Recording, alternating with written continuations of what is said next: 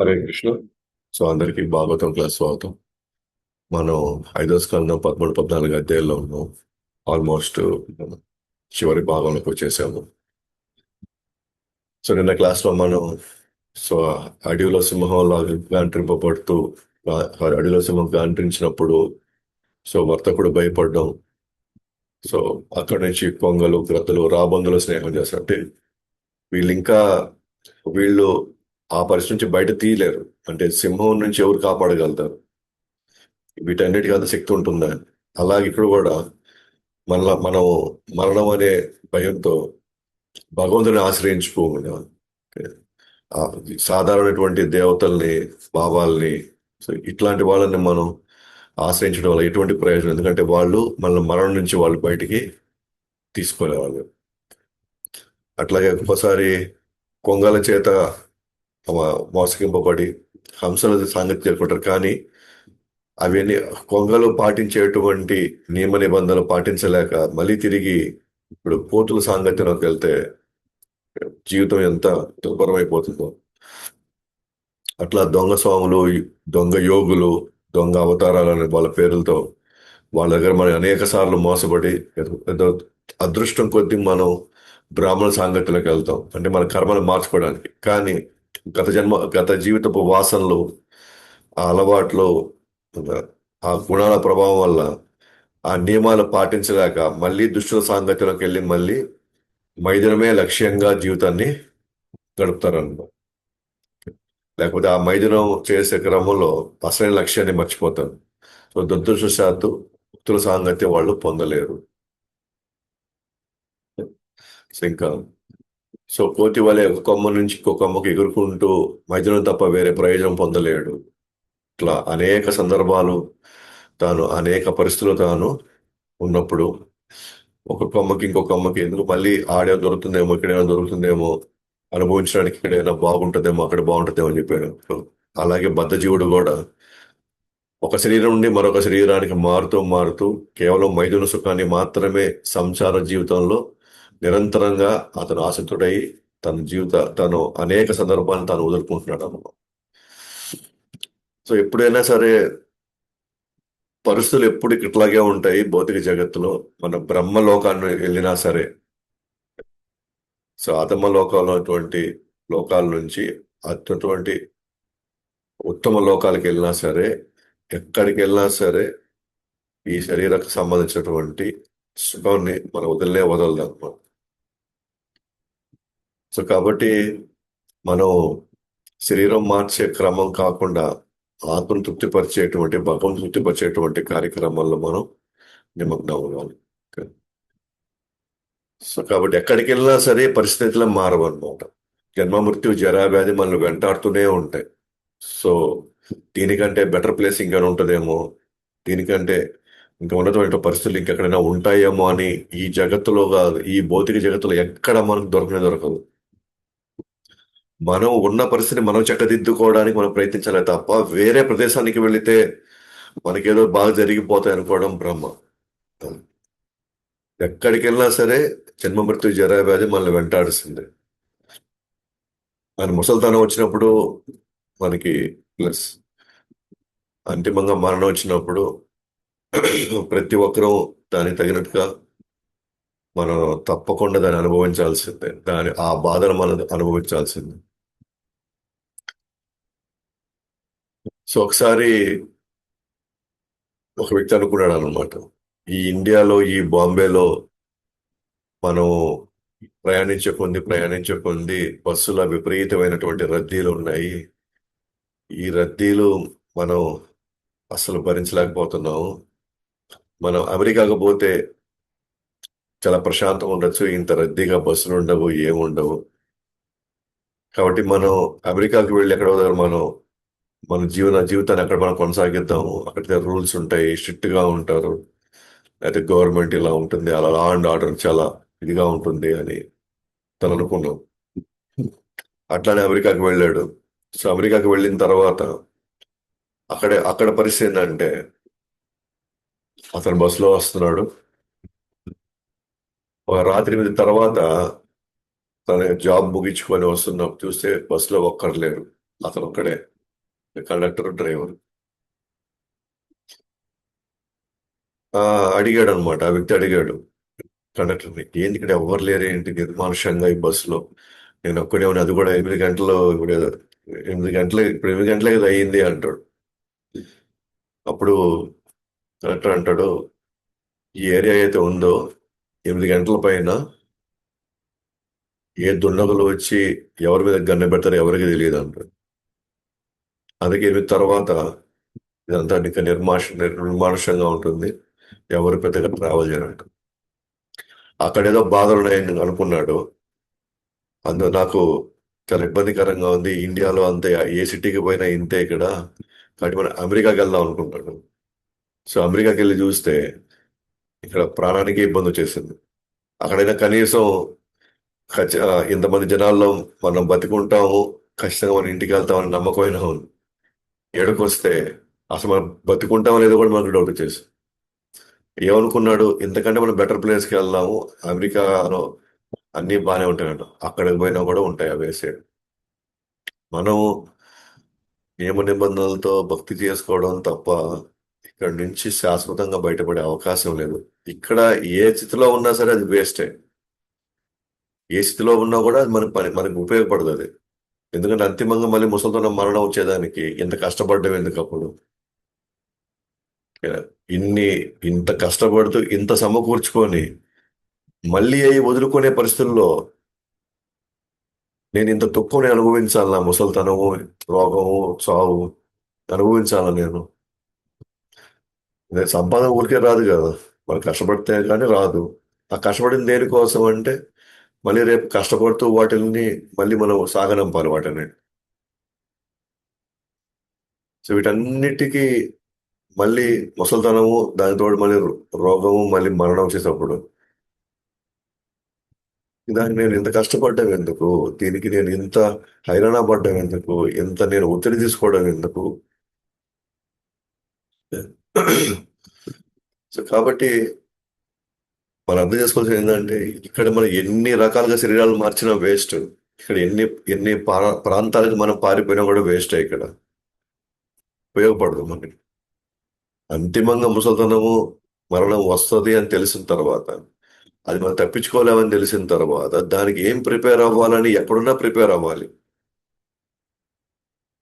కాబట్టి ఎక్కడుండే వాళ్ళం అక్కడే ప్రిపేర్ అయ్యి ఆ పరిస్థితులను మనం చూసుకోవాలి, దీని నుంచి బయటపడడానికి చూడాలి. కొంతమంది శ్రద్ధ వహించని కారణంగా కొండపై ఉన్న గుహలో పడతాడు, గుహ వెనకాలే ఉన్న ఏనుగు భయపడి ఒక తీగను పట్టుకొని వేలాడుతూ ఉండిపోయాడు. మొత్తానికి ఆ వర్తకుడు కొండపై ఒక గుహలో పడతాడు, కానీ వెనకాల ఒక ఏనుగు ఉంది, దానికి భయపడి ఒక తీగను పట్టుకున్నాడు. తీగ అంటే ఏంటి? తీగ ఎప్పుడు తెగిపోద్దో మనకే తెలియదు, కానీ బయటికి రావాలని ట్రై చేసి ఏనుగు ఉంది, ఏనుగు చంపేస్తుంది. అలాగే పాప కార్యాలు నిమగ్నమవుతూ మరణ భయంతో అజ్ఞానం అంధకారంలో పడిపోతాడు. కామ్య కర్మల ఆశ్రయం తీసుకొని ఉన్నత లోక వెళ్ళినప్పటికీ అక్కడ శాశ్వతంగా ఉండలేక పై మరి క్రింద లోకాలు తిరుగుతూ ఉంటాడు. పాప కార్యం నిమగ్నం అవుతాడు కాబట్టి మరణ భయంతో అజ్ఞానం అంధకారంలో పడిపోతాడు. అప్పుడు ఏం చేస్తాడు? అజ్ఞానం అంధకారంలో పడిపోయినప్పుడు ఇంతకంటే బెటర్ గా ఏదైనా అనుభవించాలని ట్రై చేస్తాడు. అందువల్ల కామ్యకర్మల్లో ఆశ్రయం తీసుకుంటాడు. కామ్యకర్మలు ఏం చేస్తాయి? ఐదర్ పుణ్యకర్మ తీసుకొస్తాడు లేదా పాపకర్మ తీసుకొస్తుంది. ఉన్నత లోకాలకైనా వెళ్తాడు లేదా అధమ లోకాలకైనా వెళ్తాడు. ఇలా తిరుగుతూనే ఉన్నాం అనమాట మనం. సో ఆ విధంగా ఫైనల్ గా మన జడభరతుడు వర్తకుడు కథ రఘువరావు చెప్తాడు. సుఖదేవ్ గోస్వామి ఈ బద్ధజీవుడు కథ ఈ జగత్తుకు వచ్చినప్పుడు ఎలాంటి అనుభవాలు తనకు గురవుతాడో అది మన ఆ సో పరిషత్ మహారాజు చెప్తారు. సో ఈ విధంగా 2 స్టోరీలు. సో మనము యాక్చువల్గా ఇక్కడ మనం బాగలేము, భవిష్యత్తులో కూడా బాగా ఉండము.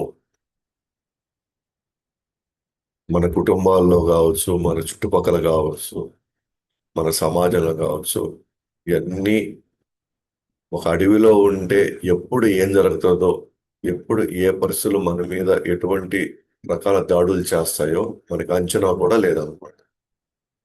సో ఇటువంటి పరిస్థితుల్లో భక్తి చేసుకోవడం తప్ప సాధన పెంచుకోవడం, సేవాభావాన్ని పెంచుకోవడం, భగవత భాగవతాన్ని కొంచెం శ్రద్ధ తీసుకొని సీరియస్ గా చదవడం, ఇవే మన ముందున్న ఆప్షన్స్ తప్ప ఇంకా వేరే ఆప్షన్ మన దగ్గర లేదు. లేదా ఎంతో కొంత మనం సమాజాన్ని కొద్దిగా ఉద్ధరించి ఆ సమాజంలో ఎంతో ఉన్నంత వరకైనా హ్యాపీగా ఉండాలనుకుంటే మనం ప్రచారం చేయాలి. ప్రచారం చేయాలి. ప్రచారం చేసి మనం అట్లీస్ట్ మంచి వాళ్ళ మధ్యలో కొంతకాలం ఉండగలుగుతాం.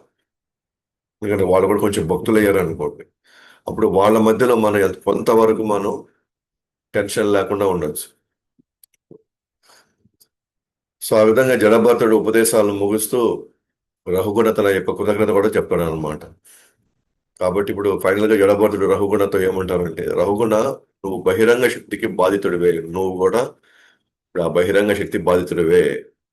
ఆ వర్తకుడు వలె నువ్వు ఉన్నావు.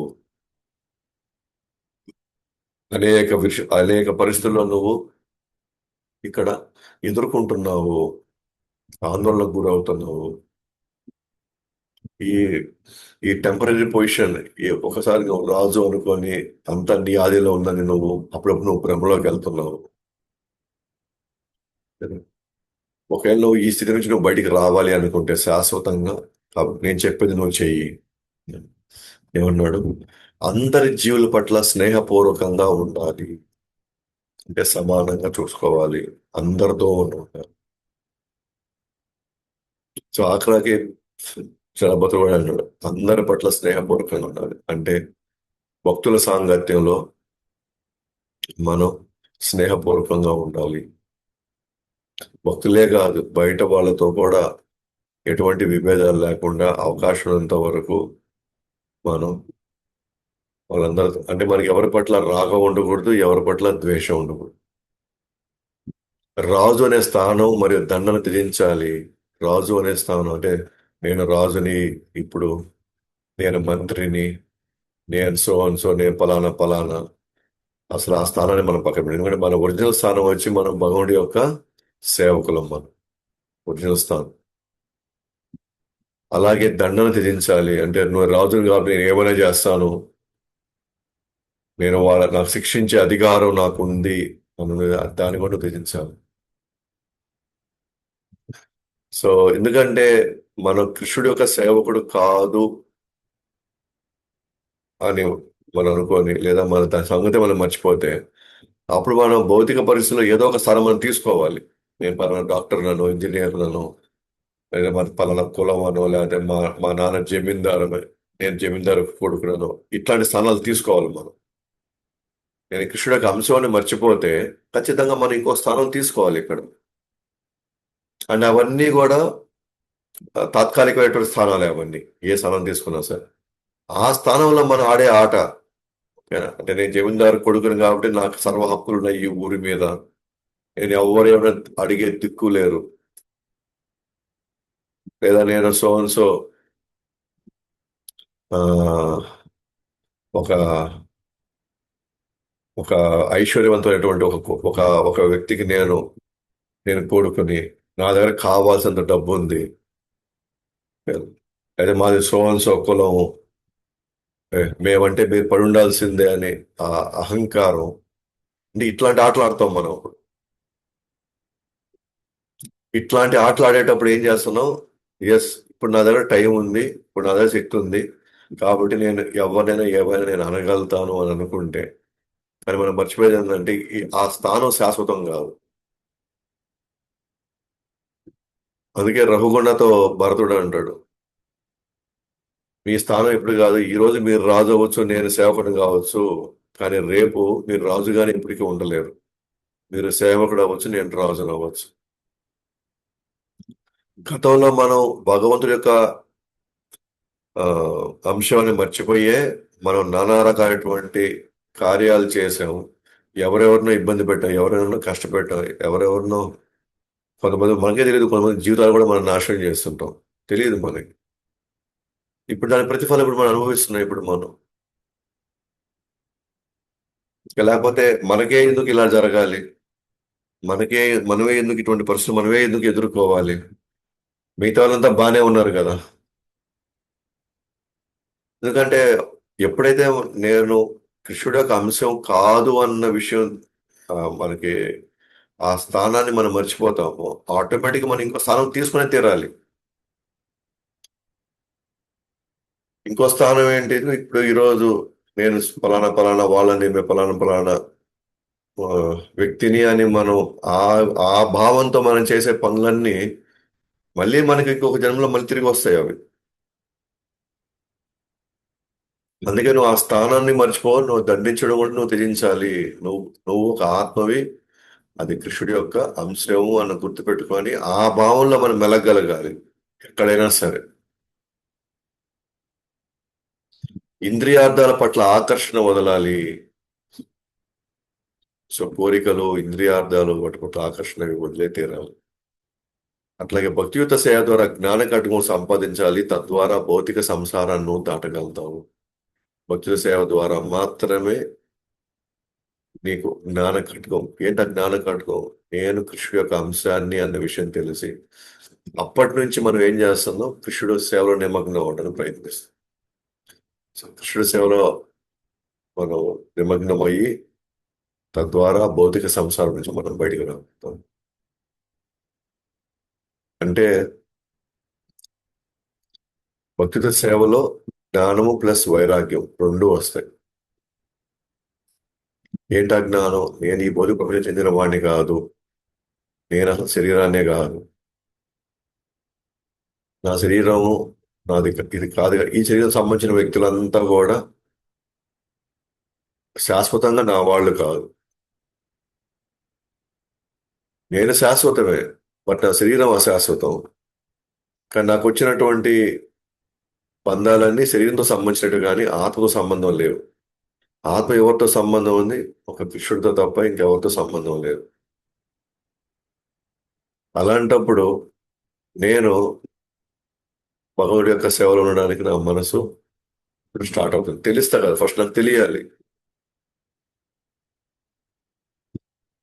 సో ఎప్పుడైతే ఒక అనాథ ఒక అనాథగా సారీ ఒక కుటుంబం వాళ్ళకి పిల్లలు లేరని చెప్పేసి ఒక అబ్బాయిని తీసుకొచ్చి పెంచుకున్నారు అనుకో, అప్పటి వరకు తనకున్న ఐడెంటిటీ ఒకటే, నా తల్లిదండ్రులు వీళ్ళు. అతనికి తెలియదు వీళ్ళు వీళ్ళు పలానా ఒక ఆశ్రమం నుంచో లేదా ఎక్కడ పడిపోయి ఉంటే తీసుకొని వచ్చి పెంచుకున్నారన్న విషయం అతనికి తెలియదు. సో అతను ఏమనుకుంటున్నాడు, ఈ తల్లిదండ్రులు నా యొక్క అసలైన తల్లిదండ్రులు అనుకుంటూ ఉంటాడు. సో కొంతకాలం అయిన తర్వాత తనకి విషయం తెలిసింది, ఏమని, వీళ్ళ నా తల్లిదండ్రులు కాదు, నాకు వేరే దగ్గర ఉన్నారు నా తల్లిదండ్రులు అని నాకు తెలిసిన తర్వాత గతంలాగా అంత అనురాగంతో అభిమానంతో ఖచ్చితంగా ఉండలేడు. ఇప్పుడు నెమ్మదిగా అసలు తల్లిదండ్రుల వైపు వెళ్ళడానికి తన యొక్క ఆసక్తి పెంచుకోవడానికి ప్రయత్నిస్తాడు. ఎందుకంటే ఇప్పుడు ఒరిజినాలిటీ తెలిసింది. సో ఒరిజినాలిటీ తెలిసింది కాబట్టి ఒరిజినల్ వైపు వెళ్ళడానికే మనం ప్రయత్నిస్తాం. అది సహజం. అది అట్లని వీళ్ళనేమి పట్టించుకోకుండా వీళ్ళనేమి వదులుకోడు. కానీ ఇంత ముందునంత ఆసక్తి ఇప్పుడు తగ్గిపోతుంది. ఇంతకుముందు వీళ్ళది ఏ భావంతో అది చూసుకొని వాళ్ళ అనురాగం ఉండిందో దాంట్లో ఆ శాతం తగ్గి, ఇప్పుడు ఆల్రెడీ యాక్చువల్గా నేను ఎవరి నుంచి నేను వచ్చాను, ఆ తల్లిదండ్రులు, సో నేను వాళ్ళకి నేను దగ్గర అవడానికి ప్రయత్నిస్తాను. అదే ఇప్పుడు కూడా జరిగేది ఇక్కడ. ఇప్పటి వరకు ఇదే నా కుటుంబం, ఇదే నా జీవితం, వీళ్ళే నా వాళ్ళు అన్న దాంట్లో నుంచి వీళ్ళని ప్రస్తుతానికి ఎక్కడి నుంచి తీసుకువచ్చి ఇక్కడ నన్ను పెంచుకున్నారు, బట్ నేను ఒరిజినల్గా నేను కృషి చెందిన వాడిని. ఎప్పుడైతే నాకు అది తెలిసిందో ఆటోమేటిక్గా నాకు కొద్దిగా నేను అటువైపు అడుగులు వేయడానికి నేను ఇప్పుడు చూస్తున్నాను. ఎందుకంటే నాకు నేను కన్విన్స్ అయిపోయాను ఆ విషయంలో. ఆ విషయం కన్విన్స్ అయిపోయాను.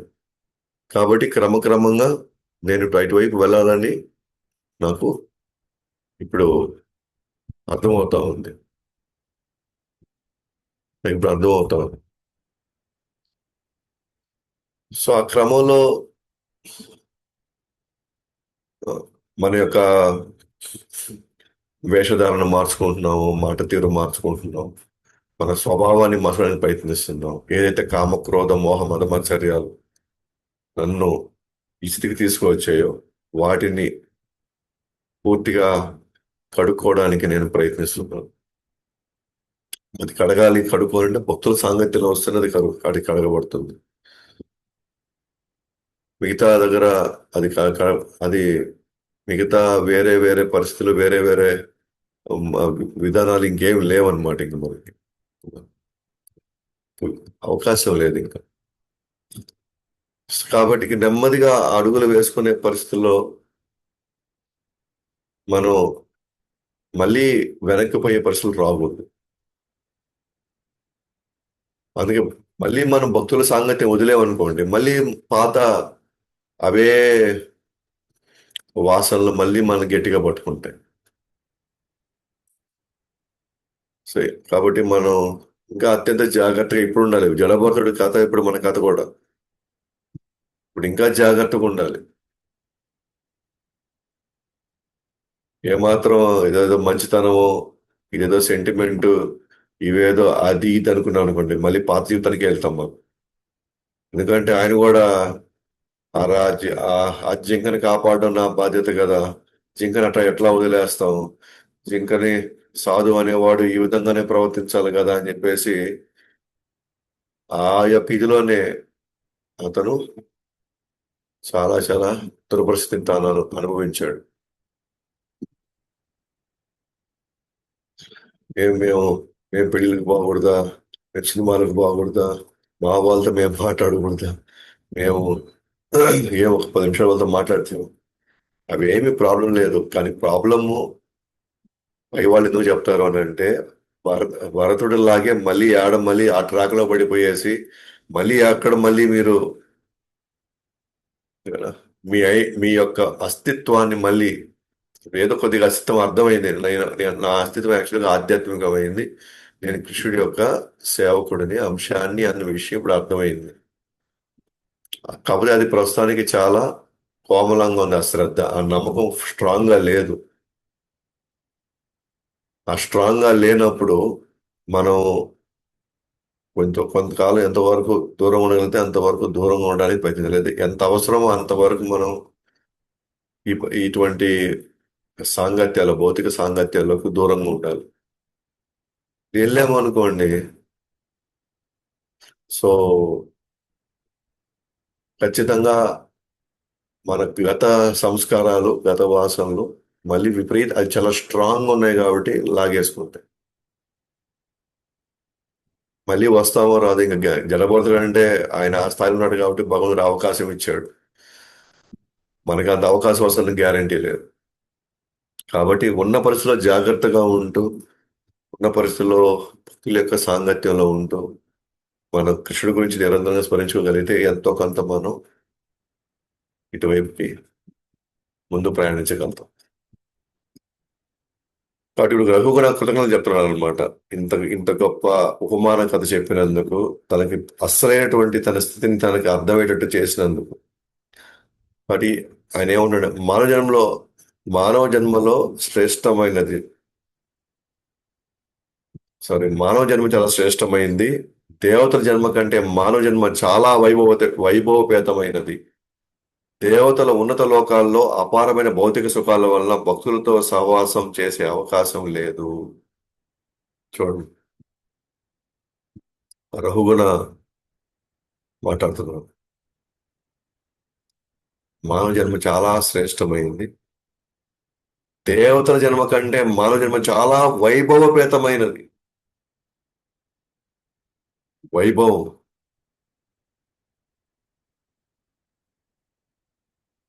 వైభవం అనేది మనం ఉండే ఇంట్లో కాదనమాట, మనకుండే వసతులు కాదు, లేదా మనం ఎక్కడో ఉద్యోగం చేస్తుంటే ఆ చుట్టుపక్కల పరిసరాల బట్టి నేను చూడు ఎంత వైభవాన్ని అనుభవిస్తున్నాం. వైభవం అసలు అది కానే కాదు అసలు. వైభవం అంటే 4 లైట్లు వేసుకొని ఆ, చుట్టుపక్కల మంచి మంచి ఫ్లవర్ వాజులు పెట్టేసుకొని అటు ఇటు చూస్తే కింద గ్రానైట్ వేసుకొని పైన మంచి సీలింగ్ వేసుకొని అది కాదు వైభవం అంటే అసలు కానే కాదనమాట. అట్లా కూడా దేవతలకు ఇంకా వైభవం ఉంది. వాళ్ళు ఉండేటువంటి లోకాలు అసలు అవి చూస్తే మనం మైమర్చిపోతామేమో, అక్కడే మనం కుప్పకూలిపోతామేమో.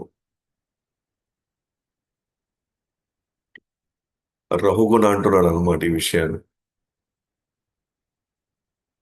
ఏంటి ఆ వైభవం అంటే వాళ్ళకి భక్తుల సహవాసం దొరుకుతుంది, అది వైభవం. భక్తుల సహవాసం దొరకడమే వైభవం ఇది.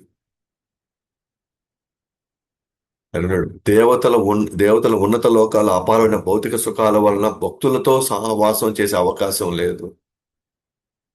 ఎందుకంటే భక్తులు కోరుకోరు కదా స్వర్గానికి పోవాలి. భక్తులు ఏమైనా కోరుకుంటారా స్వర్గానికి పోవాలి? భక్తులు వైకుంఠం పోవాలని కోరుకుంటారు కానీ స్వర్గానికి పోవాలని వాళ్ళు కోరుకోరు. స్వర్గానికి పోయే వాళ్ళంతా ఎవరుంటారు? ఇంకా విపరీతమైన కోరికలు అనుభవించాలనుకునే వాళ్ళే వెళ్తారు అక్కడికి. భక్తుల సహవాసం దొరకకపోతే ఎక్కడున్నా సరే అది నరకమే అది. ఇక వేరే అవకాశం లేదు. కాబట్టి భక్తుల సాంగత్యంలో దయచేసి ఇంకోటి కూడా అనుకోవద్దండి. వాళ్ళెవరో భక్తుల సాంగత్యమే కాదు, నేను భక్తుడిని అవ్వాలి ఇక్కడ. నేను కృష్ణుడి గురించే మాట్లాడాలి ఇక్కడ. నేను కృష్ణుడికి సంబంధించిన ఏదైనా విషయం అంటే నేను పంచుకోవాలి. లేదా వాళ్ళు ఏదైనా మన కృష్ణుడి గురించి చెప్పారనుకోండి, మనం వినాలి. అది భక్తుల సంగతి. ఊరినే వచ్చేసి ఊరినే 4, 5 మాటలు అట్లా అట్లా ఏదో మాట్లాడేసుకుని మనం టక్కన వెళ్ళిపోతే అందుకే అది వైభవం ఉండదు. అందుకే మనకు ఉండబుద్ధి కాదు భక్తుల సాంగత్యం. ఎందుకంటే ఈ డిస్కషన్ జరగట్లేదు కదా. ఈ డిస్కషన్ జరగకపోతే అది ఎట్లా వైభవం అవుతుంది అది? వైభవం ఎందుకు అయింది అంటే అది కృష్ణుడి గురించి మాట్లాడతాం కాబట్టి వైభవం అవుతుంది అది. ఊరికే మనం పని చేసుకోవడానికి వచ్చి ఏదో సేవ చేసుకోవడానికి వచ్చేసి మనం సేవ చేసేసుకున్నాము, సేవ అయిపోయింది, ఈరోజు సేవ గడిచిపోయినది.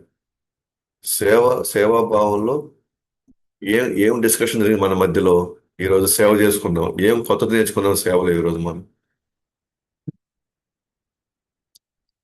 లేదా ఈరోజు మన డిస్కషన్ దేని మీద ఉండింది? సేవ చేస్తున్నాము కానీ డిస్కషన్ అంతా కూడా అనవసరమైన విషయాలు డిస్కషన్ వెళ్తా ఉంది. అప్పుడు అది భక్తి కిందకి వెళ్ళదు, అది మళ్ళీ కర్మల కిందకి వెళ్తుంది మళ్ళీ. ఎందుకంటే ఎవరి గురించి మాట్లాడుకుంటే మళ్ళీ అనవసరమైనటువంటి ఆ, మళ్ళీ భౌతిక వాతావరణం సృష్టించాము మళ్ళీ అక్కడ. ఇక్కడ ఆధ్యాత్మిక వాతావరణం లేదు అక్కడ. మనం మాట్లాడే మాటల్లో ఎక్కడ ఆధ్యాత్మిక వాతావరణమే లేదు అసలు. కృష్ణుడి గురించి డిస్కషనే లేదు అక్కడ. మరి అక్కడ వైభవం ఎక్కడ ఉంటుంది అక్కడ?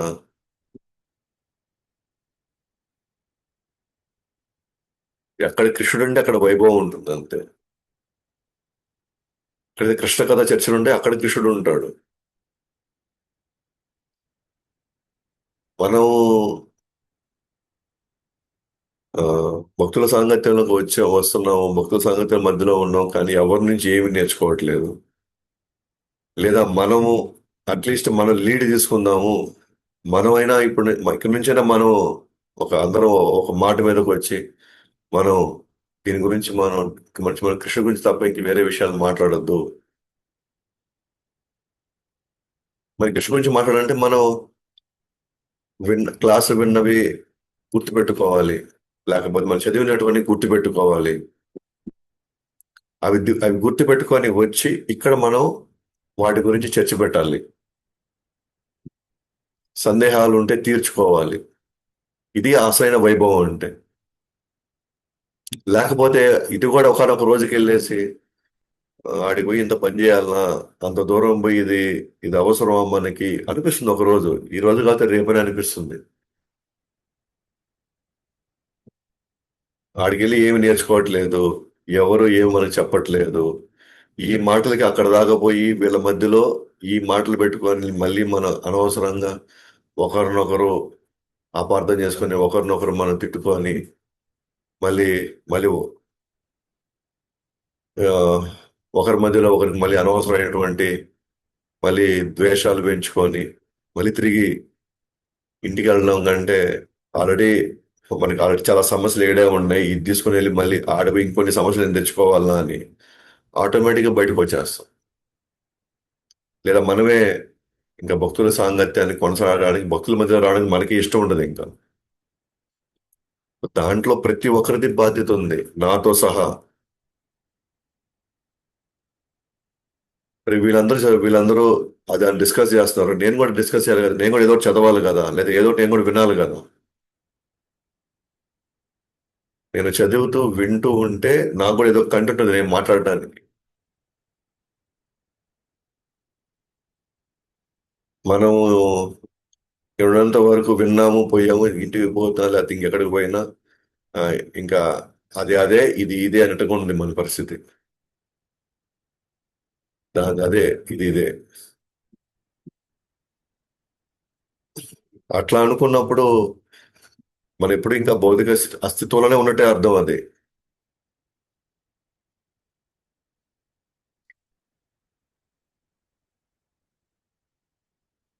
సో ఒకసారి ఒక భక్తుడు ప్రభుపాదుతో అన్నారు అన్నమాట. ప్రభుపాద్, నాకు ఇప్పుడు ఎప్పుడు కనిపిస్తా ఉన్నట్టు కనిపిస్తుంది, అప్పుడప్పుడు భౌతిక స్థితి మాత్రం కనబడుతున్నట్టు కనిపిస్తుంటుంది నాకు అంటే. అప్పుడు ప్రభు అంటారు అనమాట, నీకు యాక్చువల్గా ఎప్పుడు కనిపించేది భౌతిక స్థితి అయినా అప్పుడప్పుడే నీకు కృష్ణుడు కనబడతాడు, అప్పుడప్పుడే నువ్వు కృష్ణుడు తలుచుకుంటావు, అది మన పరిస్థితి అంటాడు. నేను అనుకుంటాడు, నేను చాలా సందర్భాల్లో, నేను చాలా పరిస్థితుల్లో నేను కృష్ణుడే నేను ఎప్పుడు తలుచుకుంటున్నాను, అప్పుడప్పుడు భౌతిక స్థితి, ఆ భౌతిక అస్తిత్వం నాకు అవగాహనలోకి వస్తుంటది అంటే అప్పుడు ప్రభు అన్నాడు, అది కాదు ఇప్పుడు ఉండేది, అసలు ఎక్కువ ఉండేది మన భౌతిక స్థితిలోనే. అప్పుడప్పుడు కృష్ణుడు గుర్తుంటున్నాను, అప్పుడప్పుడు జపం చేసినప్పుడు, అప్పుడప్పుడు క్లాస్ విన్నప్పుడు, లేదా అప్పుడప్పుడు భగవంతుని దర్శనం చేసినప్పుడు మాత్రం కృష్ణుడు గుర్తుంటాడు. మిగతా కృష్ణుడు గుర్తు కూడా రానే రాడు. అంటే ఇప్పుడు ఎప్పుడైతే మనం ఇంతవరకు చాలే, ఇంత చాలు, ఈ రోజు మనం చాలా చేసేసాం, ఇంకా కృష్ణుడు గురించి ఆలోచించడం చేసేసాము, చదివేసాము, అయిపోయింది కాబట్టి మనం చాలా ఎక్కువ చేసేసుకున్నాము అంటే అది ఎలా ఉంటుంది అంటే అప్పుడప్పుడు కృష్ణ గుర్తు పెట్టుకోవడం లాంటిది అది.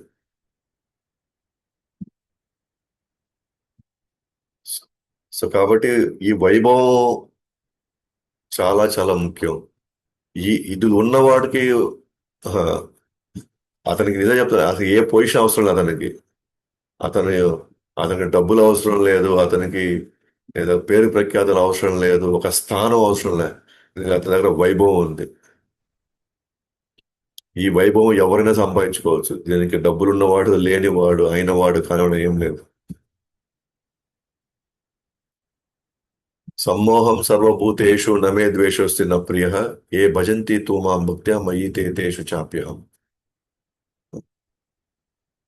ఉన్నాడు కృష్ణుడు, నాకు ఎవరి పట్ల ద్వేషం లేదు, నాకు ఎవరి పట్ల ప్రియం లేదు, కానీ ఏ భజంతి తూ మాం భక్త్యా, కానీ ఎవరైతే నన్ను భజిస్తారో, నాకు సేవ చేసుకుంటారో, అతనికి నేను తోడుగా ఉంటాను. అంటే ఆ వైభవం ఎవరికైనా భగవంతుడు ఛాన్స్ ఇచ్చాడు. నేనైతే పర్టికులర్ గా వీళ్ళని ఇలా చూడాలి, వీళ్ళని ఇలా చూడాలి, ఒక పక్కన నాకేం పక్షపాతం, ఒక పక్క ఏం లేదు, ఒక పక్క నాకేం ద్వేషం లేదు. కానీ నా గురించి ఎవరైతే నిరంతరం చర్చించుకుంటారో, లేదా నా గురించి ఎవరు నిరంతరంగా సేవ చేస్తారు, వాళ్ళకి నేను ఉంటాను. సో భగవంతుడు ఆ వైభవాన్ని ఎవరికి వేయడానికి సిద్ధంగా ఉన్నాడు, కానీ ఆ వైభవం తీసుకోవడానికి మనం సిద్ధంగా లేదు.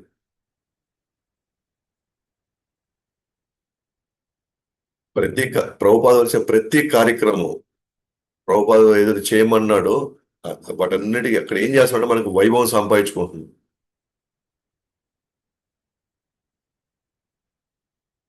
సో కృష్ణ కథ, కృష్ణ ప్రసాదం, నగరకి సంకీర్తనలు, గృహ కార్యక్రమాలు, రథయాత్రలు, పుస్తక వితరణలు, ఇంకా ఉత్సవాలు, పండగలు. ఈ వైభవం అంటే భక్తుల సాంగత్యం. భక్తుల సాంగత్యంలో కృష్ణుడి గురించి చర్చించుకుంటేనే అది వైభవం. కృష్ణుడి గురించి చర్చించకపోతే అది వైభవం కానే కాదు అది.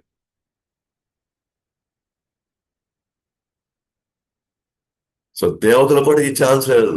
దేవతలకు కూడా ఈ ఛాన్స్ లేదు అసలు.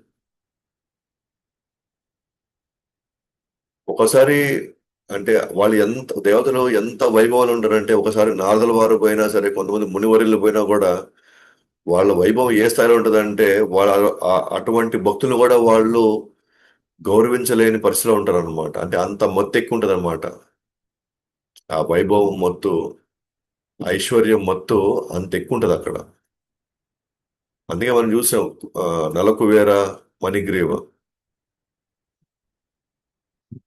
ఆడవాళ్ళతో వాళ్ళు, సో నగ్నంగా వాళ్ళు ఆ, కొన్ని అసాంఘిక క్రీడలు ఆడుతూ ఉంటే, అసాంఘికం అంటే వాళ్ళకి అసాంఘికం కాదు, మనకి అసాంఘికం, కానీ వాళ్ళకి అక్కడ ఆ లోకాలు అవన్నీ మామూలు.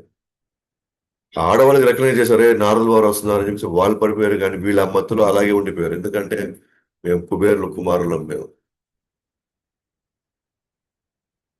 అధికారం లేకపోతే మనకి దాని ఆ అధికారం మొత్తు ఆడ అనుభవించాలనేటువంటి ఆ భావన ఇవన్నీ ఏం చేస్తున్నాయంటే, సాధువులు కూడా మనం రికగ్నైజ్ చేయలేము. వాళ్ళు వచ్చేది మనం ఇక్కడ అక్కడి నుంచి బయటపడడానికి, కానీ వాళ్ళు కూడా మనం పట్టించుకునే పరిస్థితిలో ఉండదు. అట్లా ఉంటుంది దేవతల లోకాల్లో పరిస్థితులు. అసలు వైభవం అసలు వైభవం కానే కాదంటున్నారు రఘుకుండా ఇక్కడ. నెక్స్ట్ నారద వారు వాళ్ళని శపించి, కరుణతో శపించాడు అనమాట. శపించి మళ్ళీ కృష్ణుడు అంతిమంగా వాళ్ళకి కృష్ణుడు దర్శనం జరిగింది. ప్రతి సాధు యొక్క కరుణ ఎట్లా ఉంటదంటే, వాళ్ళు ఖచ్చితంగా కృష్ణుని తెలుసుకునేటట్టు జరుగుతుంది ఆ పరిస్థితులన్నీ కూడా. అఫ్ కోర్స్ మనకి ఎలా ఉంటుందంటే, ఏంది సాధువు కూడా మమ్మల్ని కోపడతాడా, సాధువులు కూడా మమ్మల్ని తిడతాడా, అంటే అసలు కోపం రావచ్చునా అసలు ఆయనకి. అంటే మన పరిస్థితి ఎలా ఉంటుందంటే, వాళ్ళ కరుణ కూడా మనం మనకు అవసరం లేదని, అది కూడా దాన్ని కూడా మనం తప్పించడానికి ప్రయత్నిస్తాం మనం.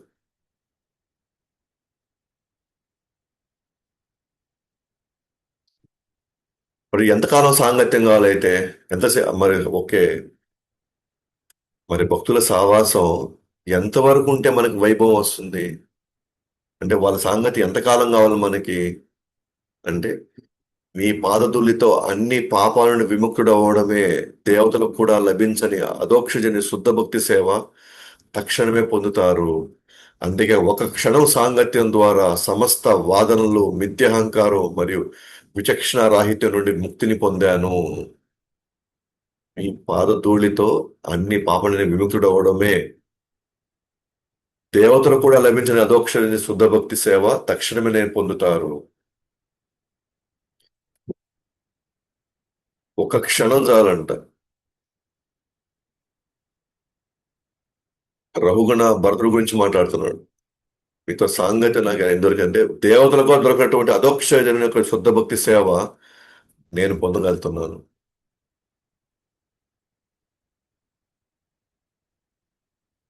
అన్ని పాపాల నుంచి నేను బయటకు వస్తున్నాను నేను.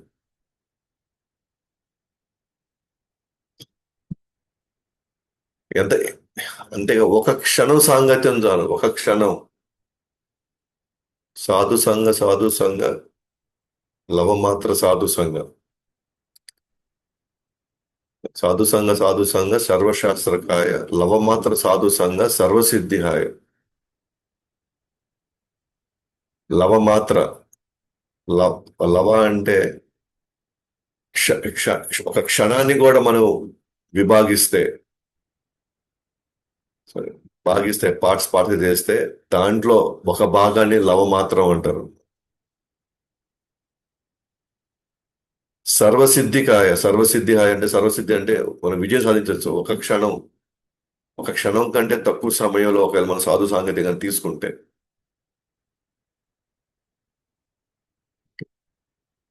సో అట్లాంటి ఒక ఆ, అదృష్టం అన్నమాట ఒక్క సాధువుని మన సాంగత్యం చేయగలిగితే. మనం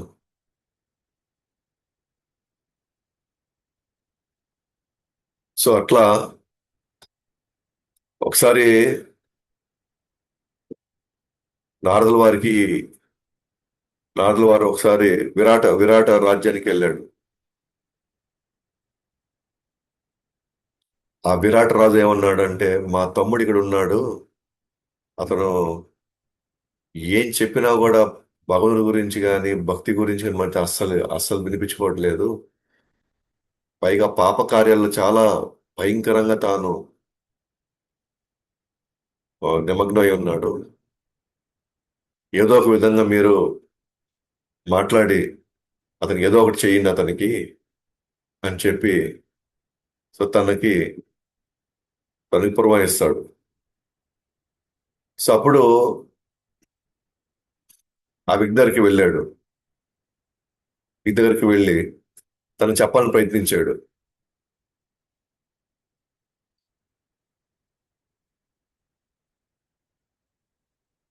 ఆ వ్యక్తి దగ్గరికి వెళ్ళి చెప్తే ఆ వ్యక్తి అసలు పట్టించుకోవాలా, అంటే విరాట్ రాజు ఒక తమ్ముడు అసలు పట్టించుకోలేదు. అంటే వచ్చే నువ్వు ఎటువంటి పరిస్థితిలో ఉన్నావో తెలుసా, నువ్వు అసలు ఏం చేస్తావో నీకు తెలుసా అని నారదు వారు అడగబోయేసరికి అసలు పట్టించుకోకుండా, అసలు ఆయన మాట వినకుండా అక్కడి నుంచి పంపించేశాడు అనమాట. అక్కడి నుంచి పంపించేశాడు నారదుల వారు. నారదుల వారిని అక్కడి నుంచి పంపించేశాడు. నారదుడు వారు చెప్పాడు, మీ వాడు అసలు ఇనే పరిస్థితిలో లేడు అని. మీ వాడు అసలు ఇనే పరిస్థితిలో లేడని చెప్పాడు. అప్పుడు నారదు వారు వైకుంఠానికి వెళ్ళాడు. ఆయన విష్ణుని పట్టుకున్నారు. విష్ణు అన్నారు, ఏ నారా ఈ టైంకి ఇట్లా వచ్చావని అడిగారు. అప్పుడు విష్ణు అన్నారు, సారీ నారదు వారు అన్నారు, ఇట్లా వెళ్ళాను, ఒక వ్యక్తి ఈ విధంగా తాను అసలు నేను చెప్పాలని కూడా తాను చెప్తే కూడా తను వినే పరిస్థితి తాను లేడు. మరి అట్లాంటి వాళ్ళ పరిస్థితి ఏంటి, వాళ్ళు ఎలా ఉద్ధరించబడతారు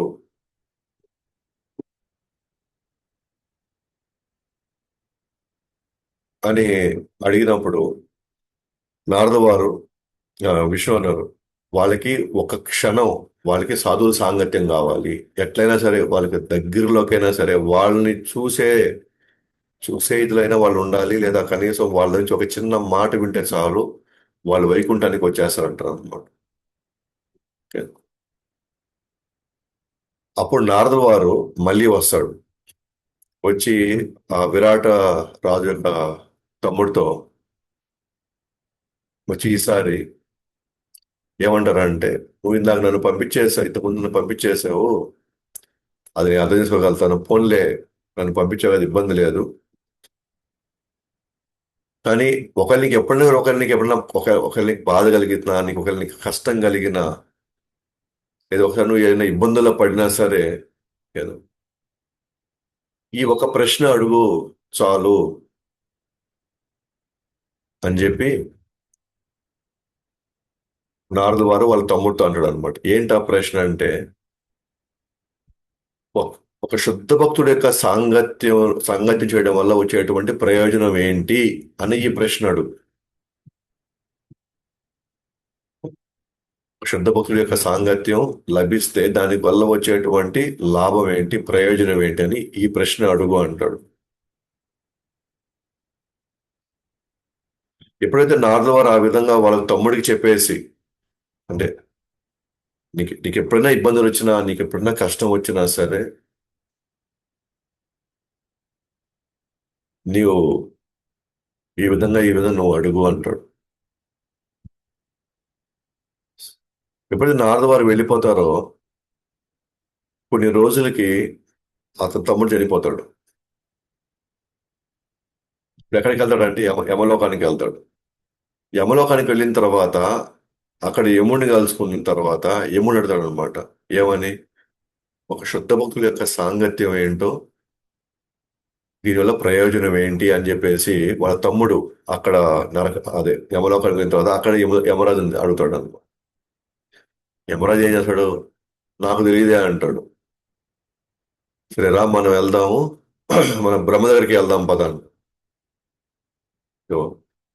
సర్వశాస్త్రాలు ఆయన నుంచే వెలువడినాయి. సో తర్వాత బ్రహ్మ దగ్గరికి వెళ్ళిన తర్వాత బ్రహ్మ బ్రహ్మను అడుగుతారు అనమాట, అయా శుద్ధ భక్తుల యొక్క సాంగం యొక్క ప్రయోజనం ఏంటి అని. అప్పుడు బ్రహ్మ ఆలోచించడం మొదలు పెడతాడు. నాకు కూడా తెలియదు, ఏమవుతుందో నాకు అర్థం కాలేదు, నాకు కూడా తెలియదు అంటాడు. నాకు కూడా అర్థం కాదు ఏమవుతుందో అంటే, ఆడ నుంచి మళ్ళీ సరే ఇక్కడికి కుదరదు, మనం బదులు శివుడి దగ్గర పోదాం పద, ఆయన ఎప్పుడు తపస్సులో ఉంటాడు, మేబీ ఆయనకి దీని యొక్క విషయం తెలిసేమో అని. అక్కడి నుంచి మరి శివుడి దగ్గరికి వెళ్తారు. సో శివుడి దగ్గరికి వెళ్ళిన తర్వాత శివుని ఇదే ప్రశ్న వేసినప్పుడు శివుడు ఏమంటాడంటే, నాకు కూడా తెలియదే, శుద్ధ భక్తుల యొక్క సాంగత్య యొక్క ప్రయోజనం నాకు తెలియదే అని చెప్తున్నాను. అదే ఇంకెక్కడ మనకు సమాధానం దొరకదు, మనం మళ్ళీ విష్ణు దగ్గరికి వెళ్దాం పద అంటాం. ఆయన మళ్ళీ విష్ణు దగ్గరికి వెళ్తారు. వెళ్ళిన తర్వాత అందరూ బ్రహ్మ, యమ, తర్వాత మన శివుడు అందరూ వెళ్తారు. అతను తీసుకుని వెళ్తారు ఆ వ్యక్తిని, ఎవరు విరాట్ రాజు తమ్ముడిని. ఇంక ఫైనల్గా విష్ణు దగ్గరికి వెళ్ళేసరికి విష్ణుడు ఇదే ప్రశ్న వేస్తారు. ఇప్పుడు విష్ణు అంటారు,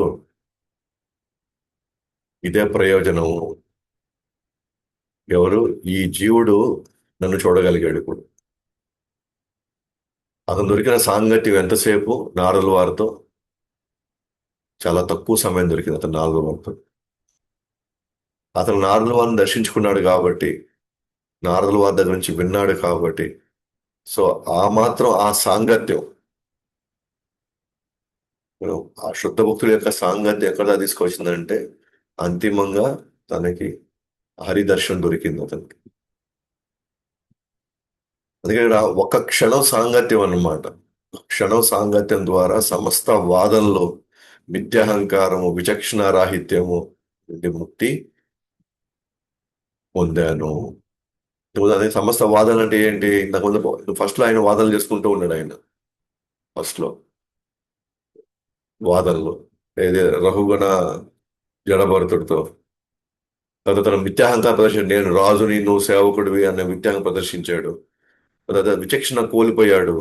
దండన ఇవ్వడం, దండన పెట్టుకోవడం, అధికారం నాకు ఉంది అనుకున్నాడు. ఎప్పుడు ఏం చేయాలో అది తెలియలేదు బుద్ధితో. ఇప్పుడు వాటన్నిటిని ముక్తి పొంది ఇప్పుడు ఏమవుతున్నాడు? నాకు నీ పాదధూళి కావాలా అంటున్నాడు. అంటే తన స్థానానికి వచ్చేసాడు, తన స్థితికి వచ్చేసాడు అతను. ఎందుకని అతనితో కొద్దిపాటి ఆ జస్ట్ ఆ కన్వర్జేషన్ లో, ఇవన్నీ రోజు జరగల, ఈ కన్వర్జేషన్ అంతా ఇవన్నీ రోజు జరగల, అక్కడికక్కడే జరుగుతున్నాయి ఇవన్నీ.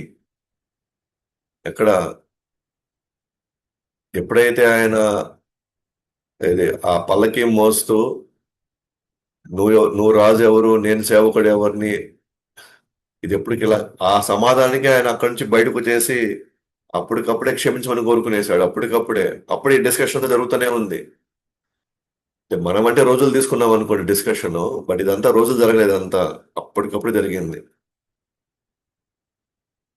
అక్కడ కూర్చోబెట్టి అన్ని మాట్లాడుతున్నాడు భరతుడితో. అసలు ఎలా వచ్చింది మీకు అంటే తన పూర్వజన్మ కూడా చెప్పాడు భరతుడు ఆయనకి. నేను ఎలా ఉండేవాడిని, నేను జింకకి నేను ఇదైపోయాను, తర్వాత నేను జింక జన్మ ఎలా ఎత్తాను, అవన్నీ చెప్పుకుంటూ వస్తున్నాడు. తర్వాత తన సందేహాలు తీర్చుకుంటున్నాడు. నాకేం అర్థం కాలేదు, నాకు ఒక కథ చెప్పమన్నాడు. ఆ కథ కూడా ఇప్పుడు చెప్పాడు. సో వాళ్ళ మధ్య ఉన్నటువంటి సమయం ఎంతసేపు ఉంది, వాళ్ళ మధ్య ఉన్న జరిగిన సాంగత్యం ఎంతసేపు ఉంది అసలు. కానీ ఈరోజు ఈ మిథ్యాహంకారం నుంచి పూర్తిగా బయటకు వచ్చేసాడు.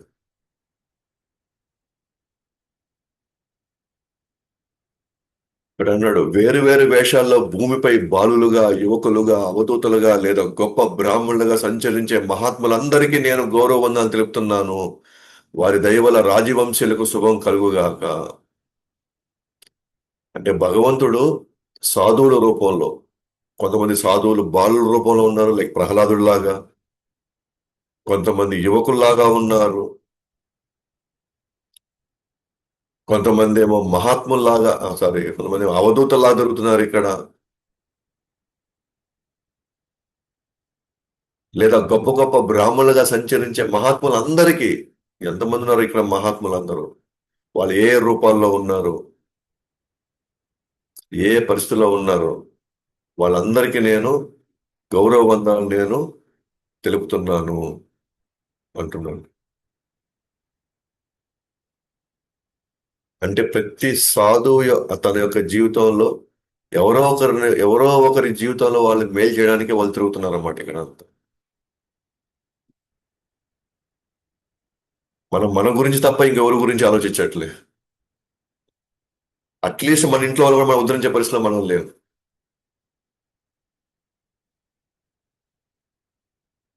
మన ఇంట్లో వాళ్ళని మనం భక్తులు చేసుకునే పరిస్థితిలో కూడా మనం లేము అనమాట.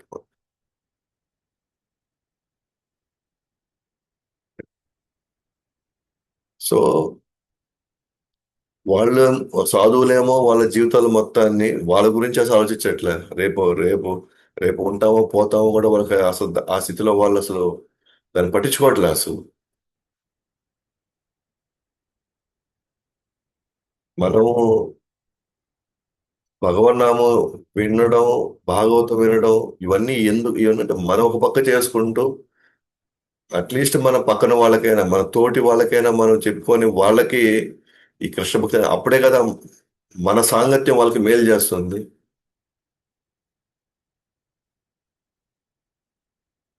మన సాంగత్యం వల్ల వాళ్ళ కృష్ణుడికి దగ్గర అవ్వాలా, ఆ కృష్ణుడి దగ్గర అవడం వల్ల భగవంతుడు ఎంతో సంతోషపడాలి. సో ఇంకా అంటే ప్రతి ఒక్క సాధువుకి అంటే వాళ్ళ జీవితాలు వాళ్ళు ఎంత ఇదిగా వాళ్ళు వేరే వాళ్ళ కోసం జీవిస్తున్నారు, పైగా అత్యున్నతమైనటువంటి ప్రయోజనం కల్పిస్తున్నారు, వైకుంఠానికి తీసుకెళ్తున్నారు. ఎవరి వల్ల కాదనమాట.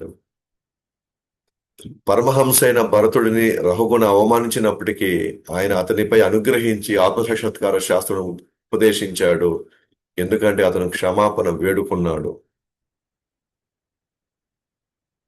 ఆయన అవమానించాడు, యాక్చువల్గా రఘుగుణ అవమానించాడు యాక్చువల్గా భరతుడిని.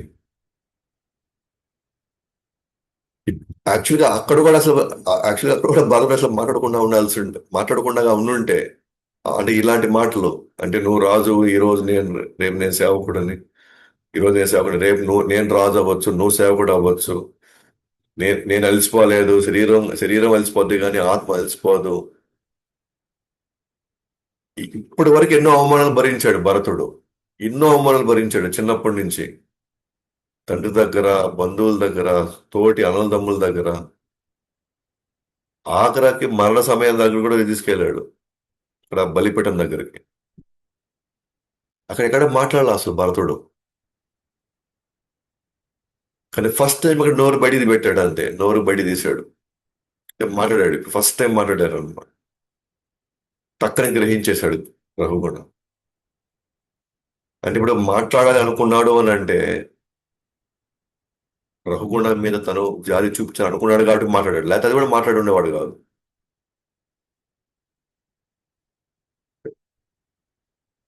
సో కాబట్టి మన జీవితంలో ఏమాత్రం కొద్దిగా ఎంతో కొంత మనం ఈరోజు కృష్ణ గురించి మన భక్తి సాధన మనం చేస్తామంటే,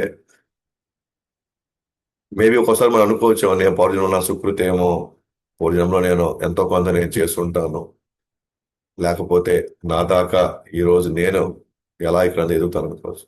నో, అది ప్రభుపాద వారి దయ. ఆ ప్రభుపాద వారి మాట తీసుకున్నటువంటి ఎంతో మంది, తన కింద ఉన్నటువంటి అనేక మంది మహారాజులు గారు, వాళ్ళ కింద ఉన్నటువంటి అనేక మంది వాళ్ళ శిష్యులు, వాళ్ళు దయదలుస్తున్నారు కాబట్టే మనం ఈరోజు ఎంతో కొంత మనం చేసుకోగలుగుతాం. మనం ఎంతో కొంత తీసుకోగలుగుతాం. పొరపాటును కూడా మనం అనుకోవడానికి లేదు. ఎంతో కొంత నా ప్రయత్నం ఉంది కదా, నేను లేస్తున్నాను, రోజు నేను కష్టపడుతున్నాను, రోజు నేను జపం చేస్తున్నాను, రోజు నేను భాగవతం వింటున్నాను, భాగవతం చదువుతున్నాను అని పొరపాటును కూడా మనలో మనం ఏదో చేస్తామని మాత్రం మనం అనుకోవడానికే లేదన్నమాట. మనం లేకపోతే ఈ సేవ జరుగుతుంది, మనం లేకపోతే ఇక్కడ క్లాస్ ఎవరు చెప్తారు, మళ్ళీ లేకపోతే ఇక్కడ అంతా ఇదంతా ఆ, ఆ, ఈ స్థాయికి ఎలా జరుగుతుంది, ఈ స్థాయికి ఎలా అవుతుంది, పొరపాట్లు కూడా మనం అది వాళ్ళు మనకి అవకాశం ఇస్తున్నారు కాబట్టే మన వల్ల అవుతుంది. వాళ్ళు అనుగ్రహిస్తున్నారు కాబట్టే మన దాకా సేవ వస్తుంది. వాళ్ళు అనుగ్రహించారు కాబట్టి వాళ్ళ సమయం మనకి ఇచ్చి మనకి భగవంతుని గురించి మాట్లాడుతున్నారు, భగవంతుని గురించి మనకి ఎక్స్ప్లెయిన్ చేస్తున్నారు, భగవంతుని గురించి భగవంతుడి యొక్క హృదయం గురించి మనకి మనతో పంచుకుంటున్నారు. అయితే వాళ్ళకి మనకు అసలు సంబంధం ఎందుకు, వాళ్ళు ఎందుకు చేయాలి, వాళ్ళకు ఉన్న అవసరం ఏంటి? సో పొరపాటును కూడా మనం ఏ స్థానంలో మనం ఉండొచ్చు, మనం అర్థం చేసుకోవాల్సిందంటే వాళ్ళ దయ వల్ల మనం, వాళ్ళ ప్రార్థన లేదా వాళ్ళ యొక్క అనుగ్రహం వల్ల మనం ఉంటున్నామే తప్ప మనది అంటూ నాట్ ఈవెన్ కనీసం కళ్ళ కూడా అనుకోవడానికి లేదు. సో అలాంటి ఒక స్థితిలో మనం ఉండగలిగితే వాళ్ళ ఆశీర్వాదాన్ని ఇంకా ఇంకా, వాళ్ళ అనుగ్రహాన్ని ఇంకా ఇంకా మనం పొందొచ్చు అన్నమాట. అక్కడ జడబాతులు కానీ మాట్లాడకుండా ఉండుంటే అసలు ఇంత డిస్కషన్ లేదు, రఘుగుణ ఇంకా జీవితకాలం ఇలాగే పడి ఉండేవాడు. అహంకారంతో నేను రాజుని, నేను ఏమైనా చేయగలుగుతాను, తను ఎన్నో రకాలుగా తాను జీవితాన్ని వేస్ట్ చేసుకునేవాడు. సరే అక్కడ కూడా జడభరతులకు ఎందుకు అనిపించింది అంటే, రఘుగుణ తప్పైపోయింది క్షమించమని అడిగాడు కాబట్టి. అంటే మనం వినమ్రంగా ఉండాల్సిందే. మన మన శక్తితోనో, మన తెలివితేటలతోనో, మన దర్పంతోనో మనకి ఇంత ఉంది అంత ఉందనే దాని బహుశా భౌతిక వ్యక్తులు ఏమైనా ఆ మాట ప్రభావితం అంటే సాధువులు, అసలైన సాధువులు ఎవరు దానికి ప్రభావితం కాదు. ఎందుకంటే వాళ్ళు ఎన్ని చూసే ఇక్కడికి వచ్చారు వాళ్ళు. వీటిలో ఏమీ లేదు, వీటి వల్ల ఏం ప్రయోజనం లేదు, వీటి వల్ల మనకి ఏది మనకు ఇక్కడ ఎటువంటి ఆ, మనకి ఆ, ప్రయోజనం లేదనుకుంటా అని వాళ్ళు అనుకున్నారు కాబట్టే వాటిని అంత ఈజీగా పక్కన పెట్టేయగలుగుతారు వాటిని. మనం ఏవైతే రాత్రింబౌళ్ళు వాటి కోసం ప్రాకులాడుతున్నామో కదా, అవి ఉండాలి, ఇవి ఉండాలి, అవి కావాలి, ఇంత కావాలి, అది ఉంటే నాకు గౌరవం ఉంటుంది, ఇది ఉంటే నాకు పేరు ప్రతిష్టలు అని మనం ఏదైతే పాకులాడుతున్నామో వాళ్ళు జస్ట్ అది పట్టించుకోవట్లేదు, జస్ట్ అలా వదిలిపడేసాడు. It's nothing. అంటే వాళ్ళకి అసలు వాల్యూవే లేదు దాని మీద. There is nothing, no value. మనం దాన్ని చాలా వాల్యుబుల్ అనుకుంటున్నాం.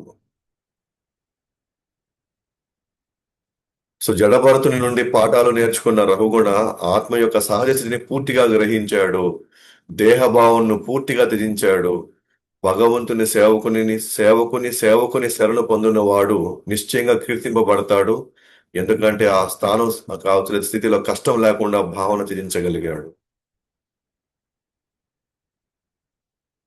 అంతిమంగా ఏం నేర్చుకున్నాడు అని అంటే, రఘుగుణ తను నేర్చుకున్న పాఠాల నుంచి తన ఆత్మని తాను గ్రహించగలిగాడు. ప్లస్ ఆ ఇది సహజ స్థితి, ఇది నా యొక్క అసలైన స్థితి, ఇది నేను రాజుని కాదు, నేను బంటుని కాదు, నేను సో ఏమి కాదు నేను ఇక్కడ. అలా తన ఆత్మను తాను గ్రహించాడు కాబట్టే దేహభావాన్ని పూర్తిగా త్యజించగలిగాడు. కాబట్టి భగవంతుని యొక్క సేవకుని శరణు పొందాడు అతను. కాబట్టి నిశ్చయంగా అతను కీర్తింపబడతాడు. కాబట్టి ఆ స్థితిలో, ఏది నేను ఆత్మని అన్న స్థితిలో ఉన్నాడు కాబట్టే చాలా ఈజీగా కష్టం లేకుండా నేను శరీరాన్ని అనే భావం విధించగలిగాడు.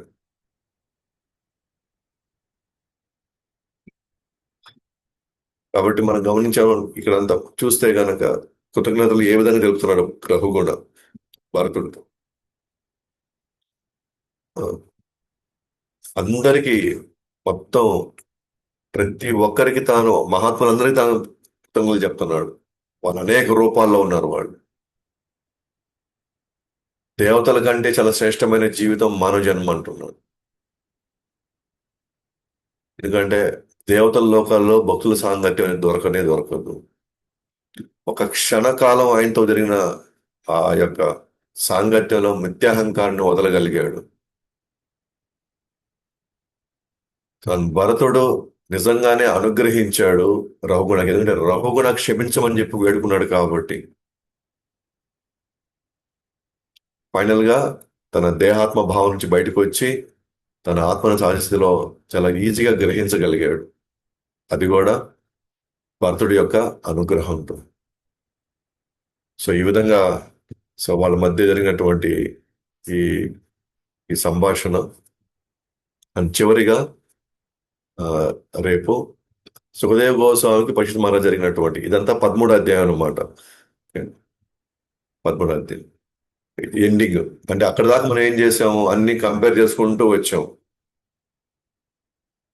13 అధ్యాయం దేంతో ముగిసింది? రఘుగుణ భరతుడు వీళ్ళిద్దరి యొక్క కలయికలో అది జరిగి ఆ తర్వాత ఇప్పుడు వాళ్ళు ఎవరికి వాళ్ళు మళ్ళీ విడిపోతారు. ఇంకా ఎందుకంటే డిస్కషన్ అయిపోయింది, భరతుడు వెళ్ళిపోతాడు, రఘుగుణ ఇప్పుడు అక్కడి నుంచి ఆయన తన సాధన చేయడం మొదలు పెడతాడు. ఇది 13 అధ్యాయం. సో రేపు ఇదంతా విన్నటువంటి పరీక్షిత్ మహారాజు ఏం అడుగుతాడు రఘుగుణాన్ని, సారీ సుఖదేవ్ గోస్వామి. సుఖదేవ్ గోస్వామి ఏమి సమాధానం చెప్తాడు ఇదంతా, అది మనం రేపు చూస్తాం. గ్రంథరాజ్ శ్రీమద్ భాగవతం కి జయ. జగద్గురు శ్రీల ప్రభుకి జయ. అనంత కోటి వైష్ణవి.